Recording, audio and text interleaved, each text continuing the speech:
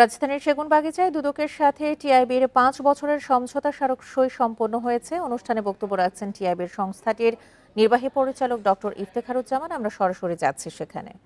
Bundle থাকলে প্রতি সেনমানিতে টাকা বাঁচবে।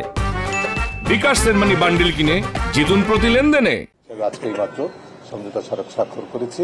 একটু সংক্ষেপে বলতে গেলে যে কয়েকটি বিষয় নিয়ে আমরা একমত হয়েছি, সেটার মধ্যে অন্যতম হচ্ছে যে গবেষণা ও তথ্য সংগ্রহ ক্ষেত্রে, তথ্য সংগ্রহ এবং তথ্য বিশ্লেষণ ক্ষেত্রে আমাদের পারস্পরিক সহযোগিতার ক্ষেত্র আমরা চিহ্নিত করার চেষ্টা করব। তারপর ভিত্তি করে আমরা একসাথে যতখানি সম্ভব আমাদের নিজস্ব সক্রিয়তা বজায় রেখে আমরা আমাদের দুর্নীতি প্রতিরোধক এবং দুর্নীতি মূলত প্রতিরোধক এবং প্রতিকারমূলক কার্যক্রমে আমরা এগিয়ে যাওয়ার চেষ্টা করব।